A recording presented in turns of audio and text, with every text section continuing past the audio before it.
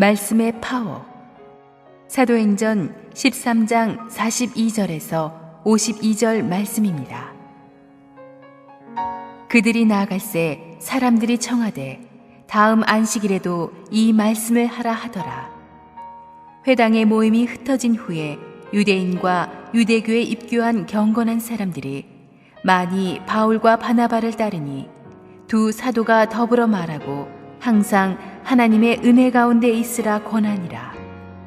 그 다음 안식일에는 온 시민이 거의 다 하나님의 말씀을 듣고자 하여 모이니 유대인들이 그 무리를 보고 시기가 가득하여 바울이 말한 것을 반박하고 비방하거늘 바울과 바나바가 담대히 말하여 이르되 하나님의 말씀을 마땅히 먼저 너희에게 전할 것이로되 너희가 그것을 버리고 영생을 얻기에 합당하지 않은 자로 자처하기로 우리가 이방인에게로 향하노라.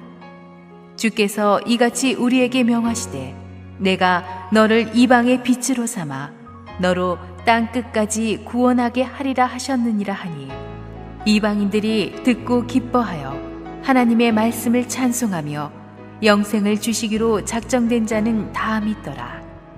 주의 말씀이 그 지방에 두루 퍼지니라. 이에 유대인들이 경건한 귀보인들과 그 신의 유력자들을 선동하여 바울과 바나바를 박해하게 하여 그 지역에서 쫓아내니 두 사람이 그들을 향하여 발에 티끌을 떨어버리고 이고니온으로 가거늘 제자들은 기쁨과 성령이 충만하니라. 함께 한번 기도하시고 하나님 말씀 듣겠습니다. 사랑하는 아버지, 은혜를 감사합니다. 하나님께서 주시는 은혜와 사랑 앞에 우리가 무릎 꿇습니다. 오늘도 말씀을 여시고 우리에게 선포하여 주옵소서. 예수님의 이름으로 기도합니다. 아멘.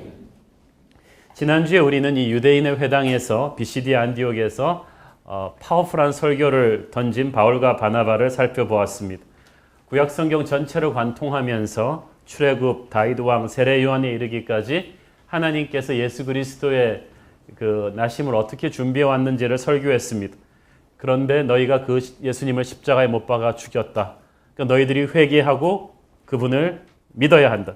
그렇지 않으면 영원한 심판이 기다린다는 아주 쉽지 않은 설교를 딱 했는데 말씀을 듣고 그 말씀에 어떻게 반응하는가에 따라서 여러분의 영적인 운명이 하늘과 땅으로 갈리게 됩니다. 오늘의 본문은 이 바울의 설교에 대한 이 비시디아 안디옥 사람들의 반응을 다룬 것입니다.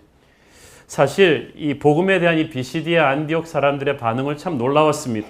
바울이 굉장히 긴 설교를 했잖아요. 지난주에 본문 보면 아시다시피 설교도 길었고 설교 내용도 굉장히 쉽지 않은 것이었습니다. 좋은 말을 오래 해도 피곤한데 바울은 계속 회개를 촉구하고 심판을 경고하는 상당히 부담스러운 설교를 했는데 42절을 보니까 놀랍죠? 설교가 끝나자 사람들이 아쉽다. 다음 주일에도 이 말씀을 좀 더 해달라. 더 듣고 싶다. 우리가 아는 사람도 더 데려올 테니까 좀 말씀을 해달라는 것입니다. 이 설교를 했는데 아주 터프한 설교를 했는데 더 듣고 싶다. 더 길게 해달라. 저는 이 말씀이 너무 감동이 돼서 밑줄을 쳐놨어요. 어떻게 이런 일이 있을 수 있지? 한 번도 제가 설교했을 때 그런 반응을 젊었을 때는 좀 대학생 사역할 때는 그랬는데 요즘은 제가 좀 아닌 것 같아요. 그런데 이렇게 부담스러운 설교를 하고 죄에 대한 설교를 하고 회개를 촉구하는 설교를 했는데 사람들이 확 당겨왔단 말이죠.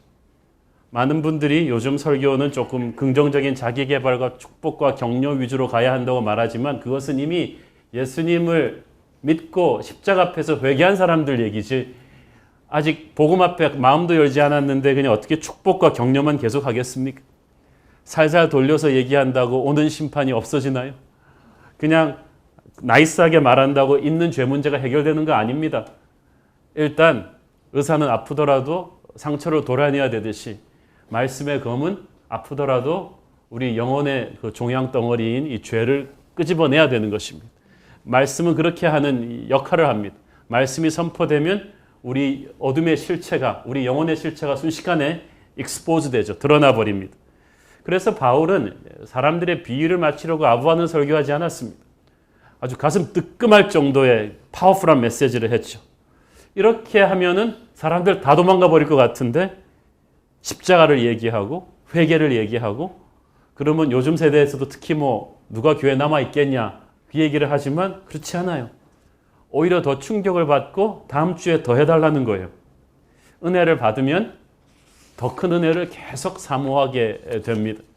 맛있는 음식을 먹고 나면 계속 그 집에 가서 먹고 싶듯이 은혜는 이렇게 우리에게 중독성을 줍니다. 더 큰 은혜를 받아야 만족하는 것입니다. 복음은 파워가 있습니다. 죽어가는 사람을 살려놓는 파워가 있습니다. 자살하고 싶을 정도로 힘들던 사람에게 살고 싶다는 생기를 불어넣어주고 인생의 의미를 찾지 못하고 방황하던 사람들에게 새로운 소망의 날개를 달아주는 것이 바로 복음인 것입니다. 그래서 복음을 듣다 보면은 이 말씀 듣고 나니까 내가 살 것 같다. 내가 죽지 말아야지. 살아나야지. 이 말씀 없으면 내가 못 살겠다라는 생각이 계속 들게 하는 것이 바로 복음인 줄로 믿습니다. 그런데 그 다음 주 안식일 날 와서 한 번 더 설교해 달라고 부탁한 사람들이 있었는가 하면 또 그 다음 주까지 채 기다리지 못하고 모임 끝나자마자 바울 바나바한테 달라붙어 가지고 우리 다음 주까지 못 기다리겠다. 지금 좀 더 가르쳐 달라고 말한 성미 급한 사람들이 있었습니다. 한국 사람들이 아닐까 생각합니다. 왜 이렇게 다음 주까지 기다리냐. 우리 지금 좀 특별훈련 받고 싶다. 43절에 보니까 유대인과 유대교에 입교한 경건한 사람들, 이방인들이죠. 그들이 설교가 끝났는데도 바울 바나바 주위를 맴돌고 떠나지를 못했습니다. 아쉬워가지고. 왜 우리가 아주 좋아하는 가수가 나와서 콘서트하고 나면 끝났는데도 앙콜 그래가지고 한 번, 두 번, 세 번, 네 번 앙콜곡을 어떤 사람은 5곡을 합니다. 제가 셀린 디온 콘서트를 가보니까 4번째 앙콜 곡이 타이타닉이에요. 일부러 그렇게 준비한 것 같아요. 이렇게 마지막까지. 그러니까 사람들이 그거 듣기까지 집에 안 가게끔. 그런데도 끝나는데도 계속 쫓아가면서 더 듣고 싶어 하잖아요. 근데 복음도 그랬다는 것입니다. 설교가 끝났는데 감동받아서 은혜 받아서 헤어지기가 아쉬웠어요.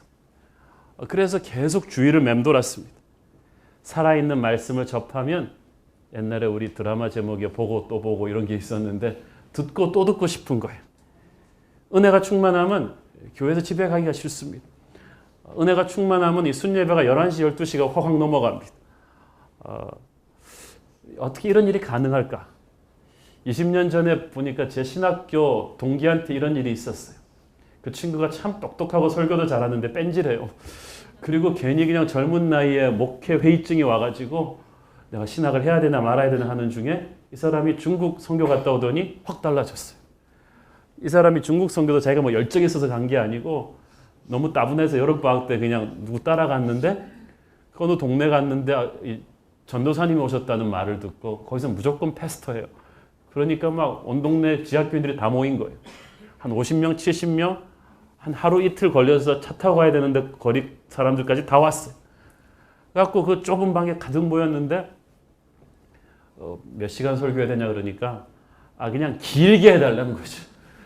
그래서 제 친구가 있는 미천 없는 미천 다 털어서 길게 3시간 하고 나서 이제는 뭐 했는데 사람들이 눈빛이 똘망똘망 하는 게 그때 통역하는 사람이 그쪽 사람이 이제 오프닝이 끝났으니까 조금 쉬시고 본격적인 성경 공부를 계속했으면 좋겠다는 오프닝 그래갖고 그 다음에는 오후 내내 이 마가복음을 열심히 제 친구가 가르쳤어요. 그러니까 나중에는 막 자기가 지치더래. 나 힘이 없다. 밥을 먹고 하자는 것이. 그래서 밥을 먹고 하는데 또 2시간을 하는데 사람들은 똘망똘망 하는데 자기가 앉아있을 힘조차 없더래. 너무 한 8시간 스트레이트를 하고 나니까 난 도저히 못 앉아있겠다. 그랬더니 누워서 하라. 그래갖고 누워서 진짜로 성경 공부를 가르쳤다는 거예요. 밤 12시가 돼서 끝났는데 아침에 녹초가 돼서 일어나 보니까 사람들이 또 와 있어요. 잘 주무셨으니까 우리가 또 프레시한 마음으로 사흘 밤낮을 이렇게 성경 공부를 한 거예요. 그런데 제 친구가 처음에는 기가 질렸다가 나중에는 회개가 된 거예요. 사도행전 이게 사실이었구나. 진짜로 2000년 전에서 이랬겠구나. 사람들이 복음을 듣고 또 듣고 싶어서 그렇게 말씀에 대한 패션. 에어컨도 안 되고 그냥 땅바닥에 앉아서 기댈 의자도 없는 그 열악한 환경 속에서 눈에 불빛이 형형한 그 중국 지하교인의 모습에서 제 친구가 회개를 했다는 거 아니겠어요? 자기가 그렇게 뺀질하게 살았던 목회자로서 사명의식이 없었던 걸 회개하면서 이런 사람들을 위해서 하나님의 종들이 말씀을 준비하는 것이구나라는 그런 은혜를 받았다고 합니다. 지금 이 상황이 비시디 안디옥에서 일어나고 있습니다. 요한복음 1장에 보면은 이 세례 요한이 예수님 지나가시는 것을 보고 하나님의 어린 양이다. 그랬더니 세례 요한 제자들이 막 예수님 쫓아가잖아요. 예수님이 왜 왔니? 그랬더니 주여 어디에서 묵으시나이까? 왜 그랬겠어요? 예수님이랑 같이 살면서 훈련받고 싶다는 것입니다.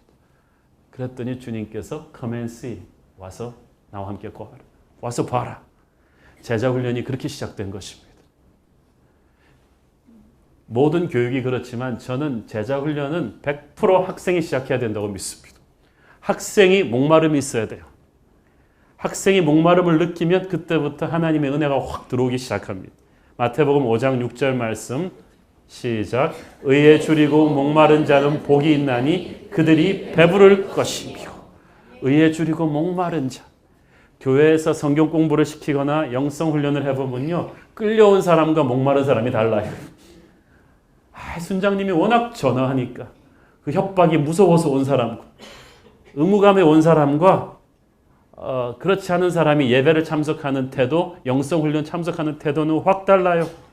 본인이 영적인 목마름을 가진 사람은 마음 문이 활짝 열려 있어서 그냥 던지는 대로 스펀지처럼 쑥쑥 들어갑니다.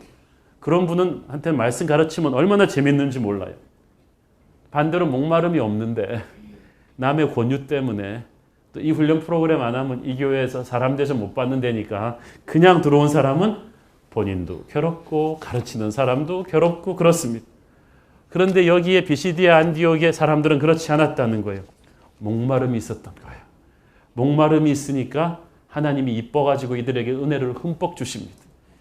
여러분도 은혜를 사모하는 그런 목마름 있게 되기를 축원합니다. 바울과 바나바는 그 사람들을 데리고 더불어 말했다. He talked with them. 그러니까 이제는 대중 설교를 한 게 아니고 talk, 다이얼로그를 한 거예요. 그래서 아마 스타벅스 커피숍, 비시디아 안디옥에 스타벅스 원조가 있었다면 거기 들어가서 다들 앉아봐봐. 질문이 뭐라고? 그러면서 이제 바울이 제자 훈련을 시켰을 것입니다. 저희 교회 성도들도 참 우리 목회자들을 깜짝깜짝 놀라게 하는 것은 우리가 바이블 아카데미를 연다, 무슨 성경 공부를 연다 그러면 대개 일주일 만에 다 매진이 되어버립니다. 그걸 매진이라고 그래야 되는가는 모르겠지만, 그리고 직장 생활에서 피곤하실 텐데도 화요일 밤에 제가 강의를 해보면 이 바이블 아카데미 분들이 얼마나 눈빛이 그냥 바바바박 빛나는지 모르겠어요. 그래서 내년에는 직장인들을 위한 주중 예배를 하나 좀 제가 해볼까 하는 그런 생각도 있습니다. 이 성도들의 열기가 있으니까 저도 이렇게 마음이 좋은데 하나님은 어떠시겠습니까? 하나님께서 이렇게 좋은 마음을 가지고 바울 바나바를 통해서 제자 훈련을 시키시는데 이 43절에 보니까 이 제자 훈련에 아주 핵심이 나와 있습니다. 43절 끝부분 잘 보세요. 항상 하나님의 은혜 가운데 있으라 권하니라. 자, 중요한 게 세 가지 포인트입니다. 첫째는 우리는 자신의 제자가 아닌 하나님의 제자를 만들어야 됩니다. 많은 사람들이 하나님 이름 팔아서 자기 제자 만듭니다. 넌 내 사람. 그런 거 없어요. 교회에서는 하나님의 제자를 만들어줘야 합니다. 굉장히 중요합니다. 바울은 죽고 예수님이 사셔야 했습니다. 제자 훈련은 마치 주님과 그 사람을 중매해 주는 것과 같아요. 제가 오래전이라서 기억은 안 납니다만은 제 아는 친구랑 또 다른 자매를 한번 노총각 노처녀들을 한번 셋업해 준 적이 있습니다. 그래서 서로 이제 만나게 하고 앉아 있는데 요것들이 만난 지 얼마 안 됐는데 저한테 눈치를 계속 주는 거예요. 보니까 이제 그만 가보라는 것 같아요. 내가 분위기를 만들어 주려고 했는데 근데 오면서 생각해 보니까 그게 맞아요. 중매쟁이는 빨리 빠져야 돼요. 그렇죠? 제자 훈련은 주님과 그 사람을 중매해 주는 것과 같습니다. 여러분이 그 사람 인생 평생 책임질 거 아니잖아요. 책임질 수도 없어요. 그래서 어떻게든 그가 주님과 교제하고 주님의 음성을 들으며 사는 법을 가르쳐서 내보낼 수 있도록 해줘야 됩니다. 그래서 제자 훈련은 시작과 동시에 졸업을 준비해야 돼요. 사람을 놓아보낼 준비를 해야 합니다. 이 땅에서 저는 우리 만남이 그렇다고 생각합니다.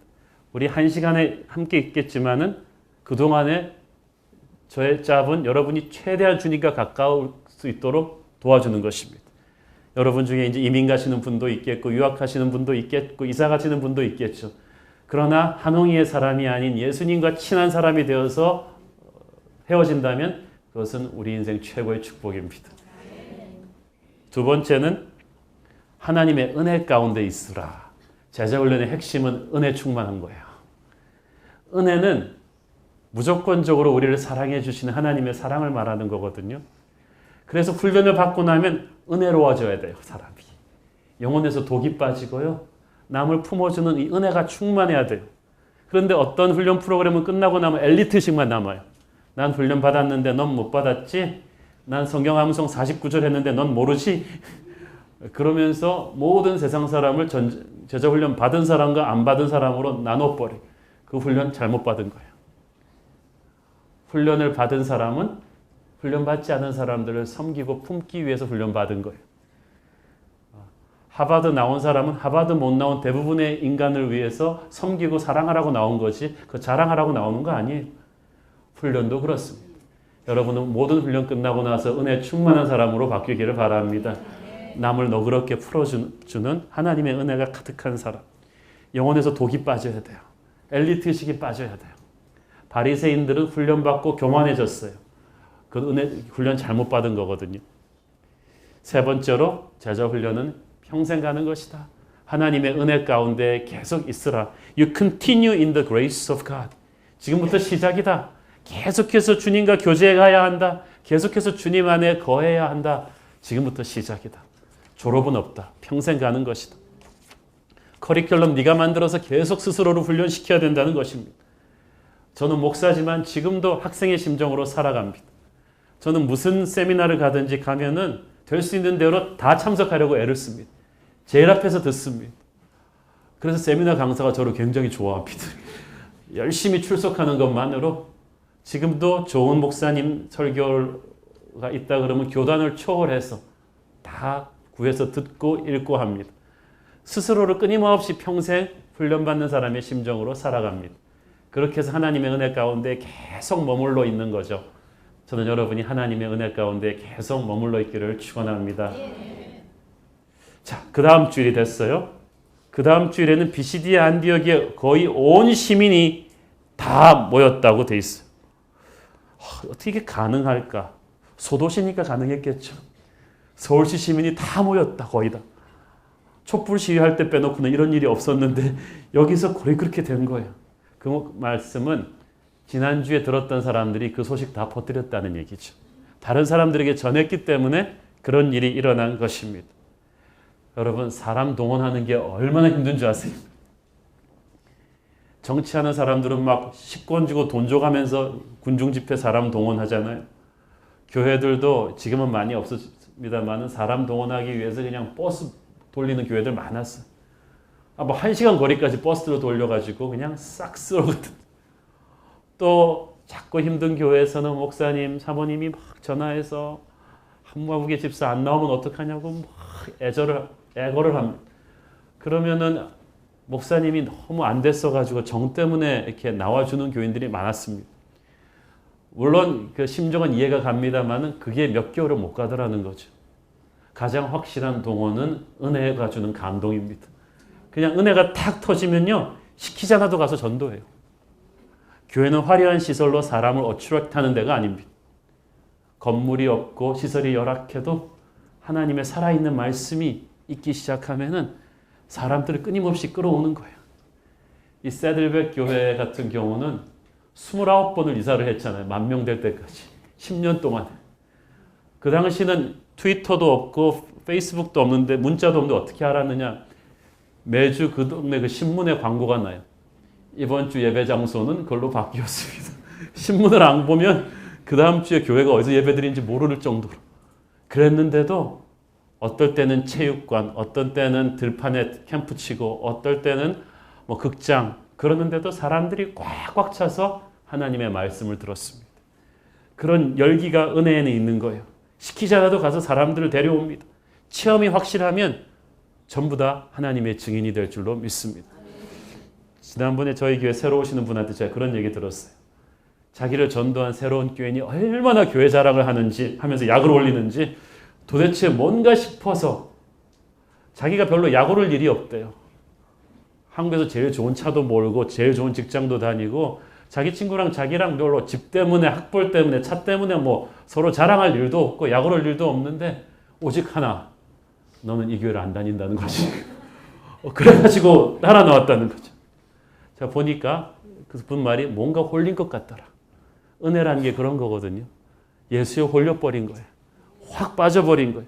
예수님을 제대로 체험한 사람은 냉랭하지가 않아요. 지식으로 예수를 믿은 사람은 가만히 있어도요. 영으로 예수를 체험한 사람은 가만히 있지 못합니다.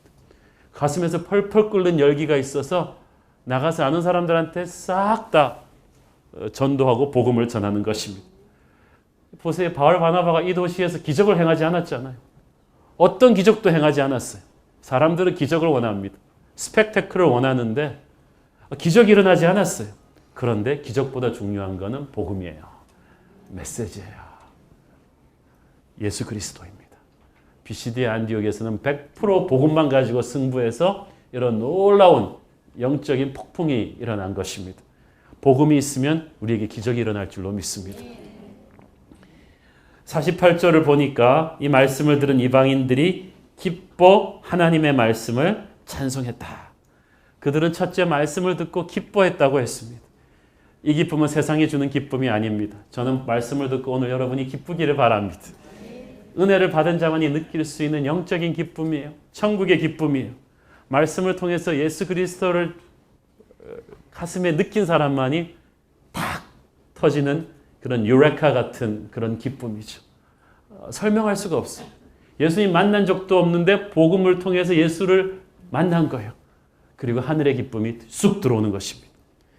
베드로전서 1장 8절 시작. 예수를 너희가 보지 못하였으나 사랑하는도다. 이제도 보지 못하나 믿고 말할 수 없는 영광스러운 즐거움으로 기뻐하니 아멘. 말할 수 없는 영광스러운 즐거움으로. 여러분 예수님 만난 적 없죠? 그렇지만 여러분 예수님 만나셨죠? 영으로 우리는 예수님을 만난 거예요.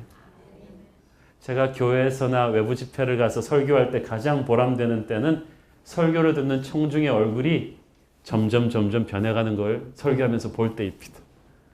처음에 들어올 때 그 짜증나고 긴장되고 경직된 얼굴 속에서 말씀이 떨어지면서 점점 영혼에서 그 경직된 것이 풀리면서 표정이 돌아오고 근심 불안이 떨어지기 시작하면서 하늘의 평화와 기쁨이 나타나는 것은 무엇 때문입니까? 말씀의 능력이에요. 말씀의 주인이신 예수 그리스도의 터치예요. 예수를 만난 사람은 영혼에서 도끼가 빠져요. 얼굴 표정이 변해요. 하늘의 기쁨이 충만한 것입니다. 오늘 말씀 듣고 여러분에게서 그런 기쁨이 있기를 바랍니다. 그들이 또 하나님의 말씀을 찬송했다고 되어 있죠. 48절. 여기서 찬송했다는 말을 영어 성경에 보니까 They honor the word of God. 하나님의 말씀을 존귀하게 여겼다고 되어 있어요. 여러분이 하나님의 말씀을 소중히 여겨야 합니다. 은혜가 병든다는 것, 영적으로 병들었다는 것은 은혜를 당연시 여긴다는 거예요. 아유, 다음 주에도 뭐 말씀 들을 수 있는데 뭐 인터넷으로 다운로드해서 듣지 뭐 교회가 어디 가나 이런 생각하지 마셔야 된다는 거죠. 교회는 어디 안 갈 수 있지만 여러분은 갈 수 있어요. 여러분 다음 주까지 산다는 보장 못해요. 여러분 중에 그 누구도. 어떤 일이 일어날지 어떻게 합니까? 말씀을 귀하게 여기지 않으면 여러분은 은혜의 시대로 돌아갈 수가 없습니다. 성령의 시대, 부흥의 시대는 말씀을 귀하게 여겨서 하늘의 은혜를 받은 사람만이 누릴 수 있는 축복인 것입니다. 말씀을 당연시 여기지 마십시오. 말씀을 귀하게 여기십시오. 그러면 그 말씀이 여러분을 지켜줄 거예요. 자, 그런데 이 48절에 또 중요한 말씀이 있어요. 이 말씀을 듣고 기쁨이 오고 이렇게 했다는 것은 구원받을 준비가 끝냈다는 얘기인데 마지막으로 영생을 주시기로 작정된 자는 다 믿더라. 이 말이 중요합니다. 얼핏 보면 전부 사람의 힘으로 믿은 것 같죠? 바울이 설교 잘해서 된 것 같고 그들은 비시디아 안디옥 사람들이 착해서 그걸 잘 받아서 구원받은 것 같은데 그게 아니에요. 똑같은 설교 듣고 오히려 바울을 핍박한 사람도 있었고 착한 사람도 예수 평생 안 믿는 사람도 있었어요. 바울의 설교 뒤에 하나님의 섭리가 있었어요. 태초부터 지금까지 하나님의 나를 구원하겠다는 어떤 마스터 플랜이 있었던 거예요. 이걸 기독교에서는 예정론이라고 합니다. 하나님이 예비해 두신 나를 위한 계획이 정해져 있었다는 뜻이죠. 여러분, 구원에는요, 우리가 알지 못하는 하나님의 신비로운 섭리가 있어요. 어떻게 하다 보니까 하나님의 천국에 딱 들어보면 너 어떻게 왔니? 이렇게 쟤 구원하다가 그냥 실수로 걸렸나 봐. 이런 사람은 한 명도 없다는 거예요. 정확하게 하나님이 여러분 한 명 한 명 조준사격해서 예비해서 하나님의 맞춤 타이밍에 맞춤 방법으로 여러분을 끌고 오셨어요. 로마서 8장 30절 보십시오. 시작. 또 미리 정하신 그들을 또한 부르시고 부르신 그들을 또한 의롭다 하시고 의롭다 하신 그들을 또한 영화롭게 하셨느니라. 그러니까 여러분이 어느 날 갑자기 예수님을 영접해서 구원받기로 하게 된 데는 여러분이 착해서 그런 것이 아니라 오래전부터 여러분을 위해 준비한 하나님의 마스터 플랜이 있었다는 것입니다. 여러분이 착해서 그런 거 아니에요. 여러분 옆에 짝이 훨씬 착한데 여러분이 구원받았단 말이죠.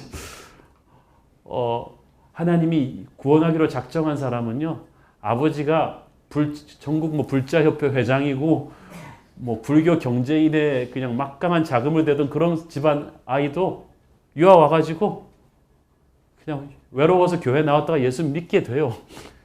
그거는 그 아이 이름도 불교식 이름인데 그게 되더라니까. 하나님께서 예비했다는 건 그런 것입니다. 저 여러분 한 사람 한 사람 만군의 여호와께서 그렇게 깊은 뜻과 사랑을 가지고 예비한 계획대로 우리를 구원하신 것입니다. 어떤 분 이게 놀랍지 않냐고 얘기하면 또 어떤 분은 이렇게 딴소리 합니다. 그럼 이순신 장군 같은 사람은 어떻게 됩니까? 저는 꼭 그 얘기하면 너나 잘하세요. 하나님은 그분은 그분한테도 따로 다루시고 물에서 구원해 놨더니 딴 사람 갑자기 언제부터 이렇게 딴 사람을 걱정했어요. 원래 다 죽는 게 당연한 것인데 하나님의 말할 수 없는 신비함으로 여러분 한 명 한 명을 구원했습니다. 구원은 개인적인 거예요. 근데 중요한 것은 하나님이 바울을 사용해서 구원하셨다는 거예요. 하나님이 감독인데 바울이 배우예요. 하나님이 이 사람들을 구원하기로 작정해 놓으시고 바울이라는 설교자를 통해서 이 사람들을 데려오셨습니다. 여러분도 그런 하나님의 구원의 통로 되기를 믿습니다. 이순신 장군 500년 전에 이순신 장군 걱정할 기운이 있으면 그 힘으로 나가서 전도하시라는 거예요. 여러분 세대에 누군가를 위한 여러분이 구원의 통로가 되어야 되지 않겠습니까? 축복의 통로가 되어야 되지 않겠습니까? 왜 이순신 장군이 구원 못 받았겠어요? 그 시대 사람들이 전도 안 했기 때문에 그래요. 선교를 하려고 열방까지 가지 않았으니까 그때 우리나라에 복음이 안 들어온 거예요. 여러분은 여러분 세대에 충실하면 됩니다. 이 세대에 하나님이 예정해 놓으신 구원하고자 하는 사람들이 여러분 직장 동료들 중에도 많아요. 근데 왜 그 사람들이 아직 구원이 못 받았을까요? 여러분이 전도 안 해서 그래요. 아무개를 여러분이 회사로 보냈다는 것은 그 회사에 하나님이 예정한 사람들을 위한 티켓이 여러분이에요. 긍지를 느끼기를 바랍니다. 자, 그런데 피시디아 안디옥에서 좋은 일만 있었던 건 아니죠. 복음에 대한 무서운 공격이 있습니다. 45절에 보니까 그 동네 유대인들이 시기가 가득해서 바울이랑을 비판합니다. 도시 전체가 일주일 만에 꽉 들이차서 바울의 설교를 들으려고 하니까 막 질투심이 일어난 거예요. 그래서 they talked abusively against him. 그러니까 막 갖은 악성 루머를 다 퍼뜨리면서 바울을 공격했습니다. 유력자들을 선동해서 바울 바나바를 핍박했어요. 그 유대교를 믿는 경건한 귀부인들, 도시 고위층도 부인들이 있었겠죠. 이 사람들을 선동해서 바울 바나바를 핍박해서 50절에 보니까 그 도시에서 내쫓게 만든 거예요. 참 악하죠. 어떻게 이렇게 할 수가 있습니까? 사람이 한 것이 아니고 그들의 시기심을 이용한 사탄에게 조종당한 것입니다. 여러분이 시기심으로 가득 차면요, 사탄의 그 놀이개가 될 수가 있어요. 항상 복음이 강렬하게 전파될 때 사탄의 방해 공작이 나타나는데 D.L. 무디라든지 웨슬리라든지 빌리 그레함 전도 집회가 있을 때 아주 강렬한 그 동네에서 이렇게 기독교를 향한 악성 루머가 터진다거나 하는데 그 반대 세력 중에 많은 숫자가 교단이 다른 같은 기독교인들이 많았다는 거예요. 그러니까 정말 소탐대실한 거죠.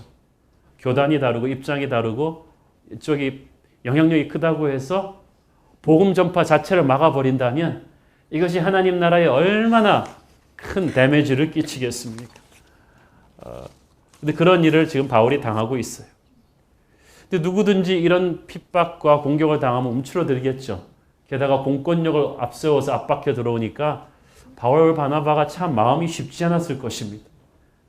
우리가 여러분 직장에서 예수 안 믿는 상사한테 술자리에서 술 안 먹는다고 조금만 버텨도 그렇게 구박받는데 그럼 기가 팍 죽는데 바울 바나바는 기가 찼을 거예요. 그런데 담대했습니다. 46절 앞부분에 보면은 바울과 바나바가 담대히 말하여 이르되 이 말이 나옵니다. 담대히 말하여 이르되. 바울 바나바는 복음 때문에 왕따 당하는 것을 두려워하지 않았습니다. 핍박당하는 것을 두려워하지 않았습니다. 사랑하는 여러분, 이제 안티 기독교 시대가 되었다고 하죠. 괜찮습니다. 핍박당할 각오를 하십시오. 주님은 죄인인 우리를 위해서 그 조롱과 욕을 다 당하시면서도 아무 말 안 하셨는데 주님이 여러분한테 그런 말씀 하신 적이 있어요. 내가 너 때문에 이게 지금 얼마나 고생하는지 몰랐다. 그렇게 말씀하지 않잖아요. 그런데 여러분은 우리를 위해 돌아가신 예수님 때문에 욕 좀 먹는데 그게 분합니까? 그거 그렇게 각오가 안 돼 있습니까? 여러분 부모님 때문에 욕 먹는 건 여러분 견디잖아요. 나를 낳아주신 부모님이니까. 하나님 때문에 욕 좀 먹어봅시다. 우리가 하나님 때문에 핍박 좀 당해봅시다. 저는 우리 새로운 교회 성도님들이 신앙 때문에 사회에서 핍박당한다면 우리 성도들 정말 훌륭한 사람들이라고 생각할 것입니다. 그 각오를 하면 흔들리지 않아요.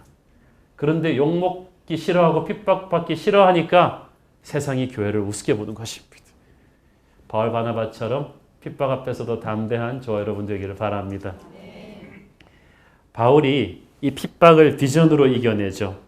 46절, 47절을 우리 함께 읽겠습니다. 시작. 바울과 바나바가 담대히 말하여 이르되 하나님의 말씀을 마땅히 먼저 너희에게 전할 것이로되 너희가 그것을 버리고 영생을 얻기에 합당하지 않은 자로 자처하기로 우리가 이방인에게로 향하노라. 주께서 이같이 우리에게 명하시되 내가 너를 이방의 빛으로 삼아 너로 땅 끝까지 구원하게 하리라 하셨느니라. 아멘. 바울이 갑자기 이 말씀을 선포한 데는 이유가 있습니다. 하나님이 일찍이 유대인들한테 축복을 주신 건 사실이죠. 아브라함 때부터 엄청난 축복을 주시고 은혜를 주셨는데 그 목적은 유대인들을 전초기주로 해서 세상 모든 민족을 이게 다 복음을 전하는 이 선교의 전초기주로 사용하려 하기 위함이었어요. 그래서 유대인들한테 그렇게 잔뜩 주셨는데 유대인들이 그 축복을 가지고 오히려 우리가 선민이네. 선택된 민족이고 다른 모든 사람들은 개돼지처럼 더러운 민족이네. 그리고 무시하고 안 간 거예요. 마치 아버지가 큰형한테 동생들하고 다 나눠 쓰라고 엄청나게 많은 유산 다 물려줬는데 큰형이 자기가 딱 나눠가지고 내가 장자야 그러면서 동생들이 그렇게 비참하게 사는데도 하나도 유산 안 나눈 것과 똑같은 이기주의를 유대인들이 해버린 거예요. 그리고 예수 그리스도의 복음을 받아들이지 않았어요. 하나님은 그러나 그들에게 끝까지 기회를 주셨습니다. 그래서 사도행전에서도 보면 초반부에 보면 유대인들한테 그렇게 복음을 많이 전했어요. 바울과 바나바도 이방인들을 위한 사도였지만 먼저 유대인의 회당에 가서 복음을 굉장히 많이 전했는데도 불구하고 끝까지 거절하니까 바울 바나바가 이젠 끝이다. This is it. 이제는 더 이상 안 되겠다. 분명히 복음은 너희 유대인들에게 먼저 들어갔어야만 했다. 예수 그리스도도 너희 유대인의 핏줄에서 태어나셨지만 너희들이 복음을 거부했다.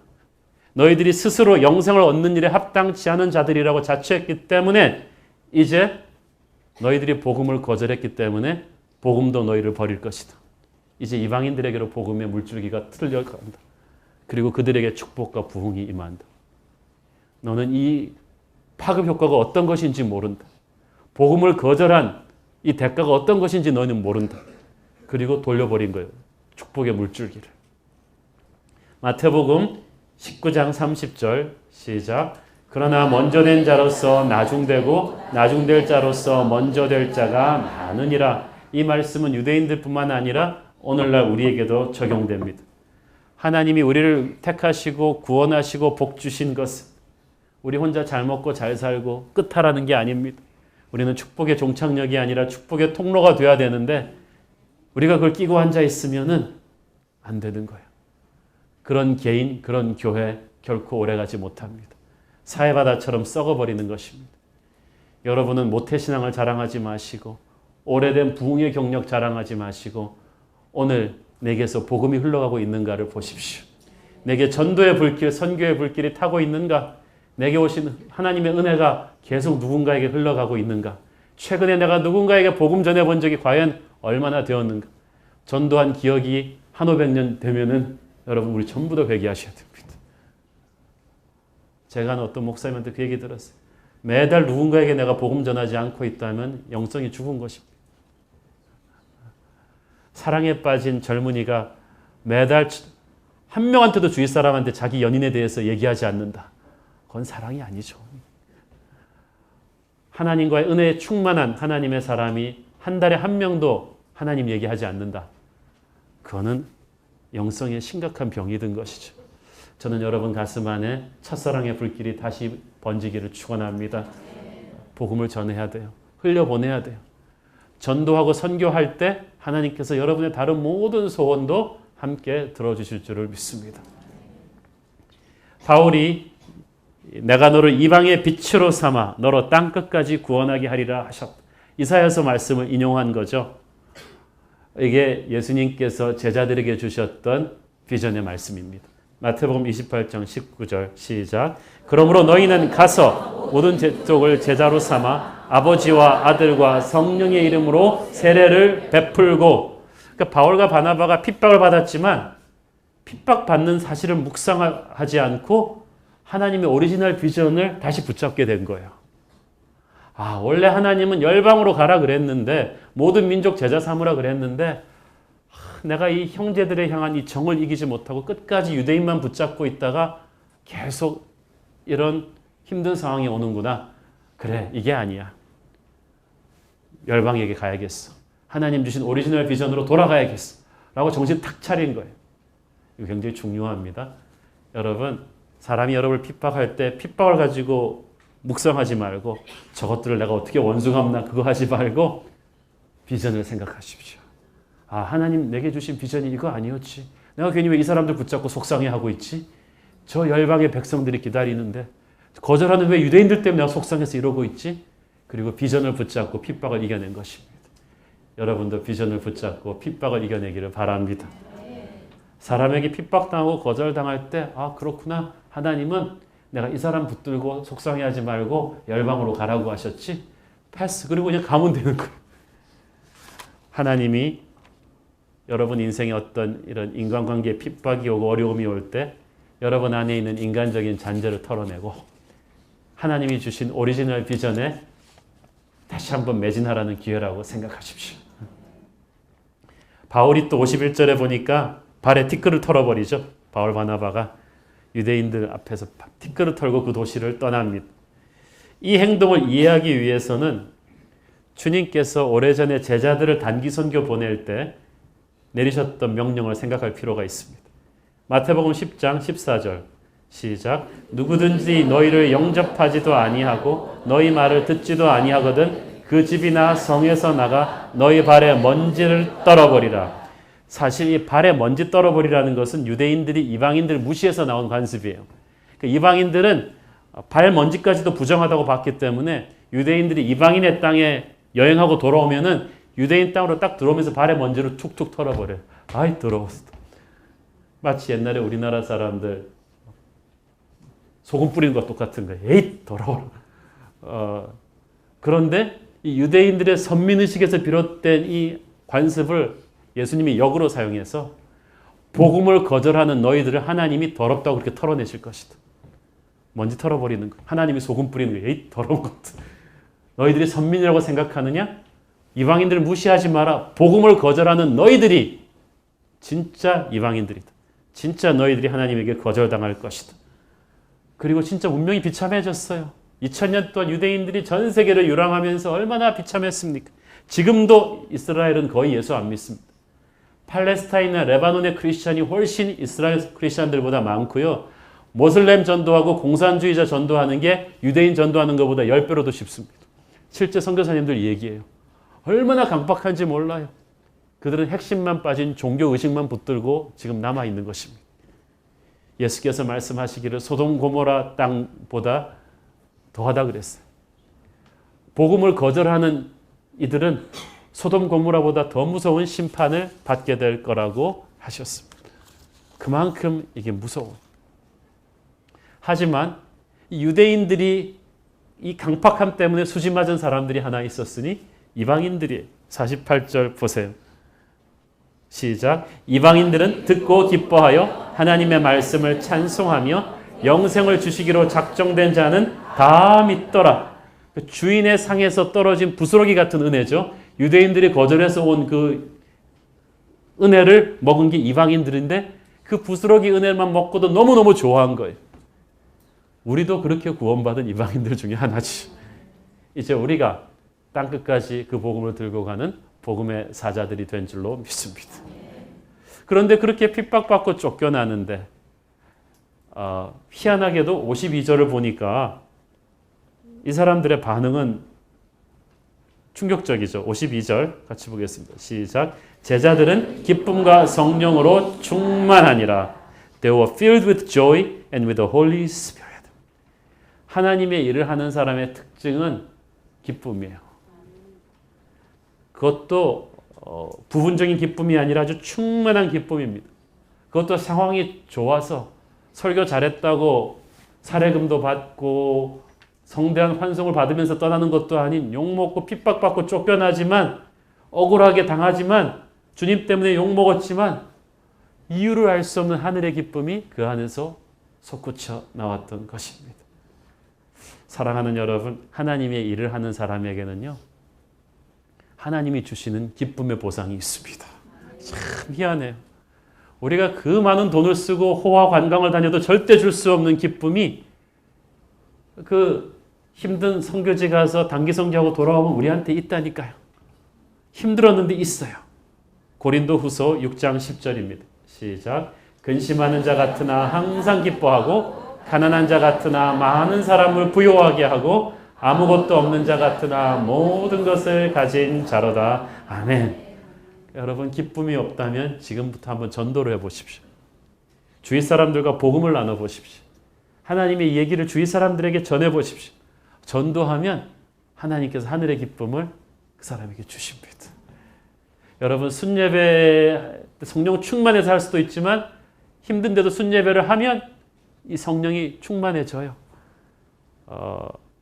하늘의 기쁨을 하나님께서 우리에게 주실 거예요. 우리가 지금 70여 명의 남성들을 놓고 다가온 남성 전도 집회를 위해서 기도하고 있는데 저는 이 아빠 힘내세요 이 남성 전도 집회를 통해 하나님께서 우리에게 엄청난 기쁨을 주실 줄로 믿습니다. 하나님 천국에서 제일 좋아하는 게 이 전도 집회거든요. 사도들이 이렇게 기쁨이 충만할 수 있었던 것은 성령 충만했기 때문입니다. 기쁨 충만, 성령 충만. 그런데 또 이렇게 성령 충만할 수 있었던 것은 그들이 순종했기 때문에 가능한 거예요. 복음 전했기 때문에 가능한 거예요. 자, 여러분, 어떤 분은 그렇게 얘기합니다. 내가 컨디션 좋을 때 전도하겠습니다. 천만의 말씀. 전도하면 컨디션이 좋아져요. 그건 마치 저 힘 없어서 운동 못하겠어요. 마찬가지. 운동을 안 하니까 힘이 없죠. 운동을 하면 힘이 생겨요. 하나님의 일을 순종하면 마음이 안 따라줘도 누구 말대로 필이 안 받아도 하나님의 일을 하면 하나님의 기쁨이 여러분에게 올 줄로 믿습니다. 저도 주일 아침에 가끔씩 막 몸이 힘들고 마음이 힘들 때가 있어도 1부, 2부, 3부 설교를 하면서부터요. 점점 이렇게 살아나요. 제가 살아야 설교를 할 것 같은데 설교를 하니까 살아나는 거 있죠. 그러니까 마음이 안 따라줘도 여러분 복음 전하셔야 돼요. 하나님의 일 해야 돼요. 연말 연시가 되면서 교회에서 여러분에게 이 사역 저 사역 헌신해달라고 전화가 갈 것입니다. 그때 오늘의 설교를 기억하기를 바랍니다. 내가 이걸 안 하면 내년에 발편이 잘 잘 수 있을까? 그렇지 않아요. 하나님의 사람은 하나님의 일을 뭔가는 해야 돼요. 우리 교회가 지금 하루에 주일날 250명이 넘는 자원봉사자들이 곳곳에서 일하고 있는데 저는 적어도 교인의 반수 이상이 그렇게 일할 수 있게 되기를 바랍니다. 복음을 전하고 아이들을 돌보고 안내를 하고 하나님의 일을 하면 여러분 안에 하나님이 말할 수 없는 기쁨을 주실 줄로 믿습니다. 그렇게 하니까 지역이 바뀌어버리죠. 49절 함께 읽겠습니다. 시작. 주의 말씀이 그 지방에 두루 퍼지느라.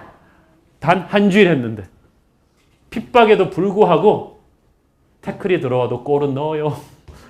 핍박에도 불구하고 오히려 핍박 때문에 더 복음이 그냥 온 지역을 뒤덮어 버렸습니다. 여러분 서울 시내 복음화가 얼마나 걸릴 것 같습니까? 능력이 있으면요 몇 주 만에 끝날 수도 있어요. 온 동네로 퍼지는 것입니다. 주님 그런 일이 우리 시대에도 일어날 수 있을 줄로 믿습니다.